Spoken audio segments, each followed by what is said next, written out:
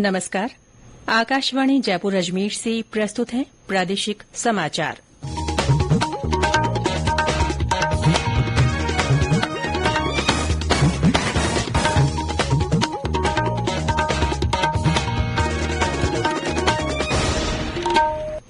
समाचारों के साथ मैं ऋतिका गुप्ता।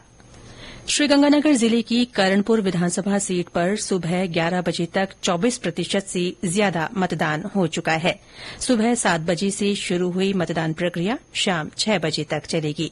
हमारे संवाददाता ने बताया कि तेज ठंड के कारण सुबह मतदान की गति धीमी रही। करणपुर में निष्पक्ष, स्वतंत्र और भयमुक्त चुनाव के लिए सुरक्षा के व्यापक इंतजाम किए गए हैं। मतदान के लिए कुल 249 केन्द्र बनाए गए हैं। इनमें से शहरी क्षेत्र में 37 और ग्रामीण क्षेत्र में 212 मतदान केन्द्र हैं।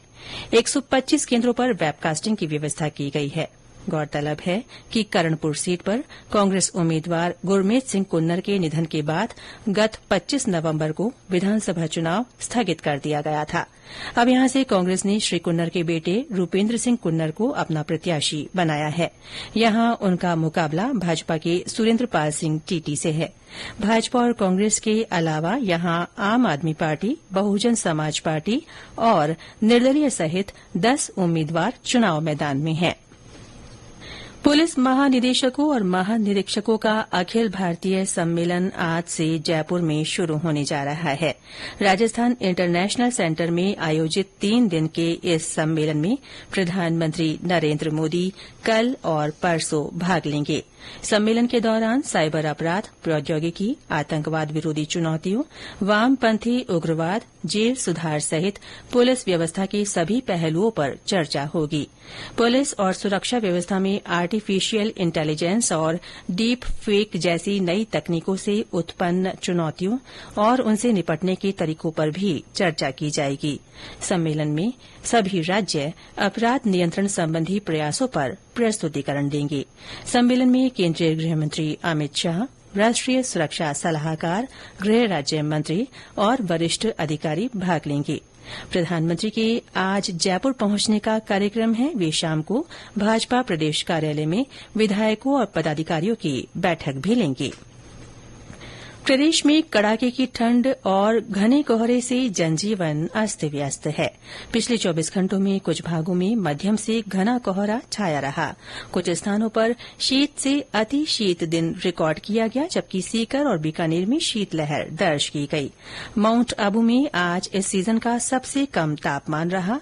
वहां -3 डिग्री सेल्सियस न्यूनतम तापमान रिकॉर्ड किया गया।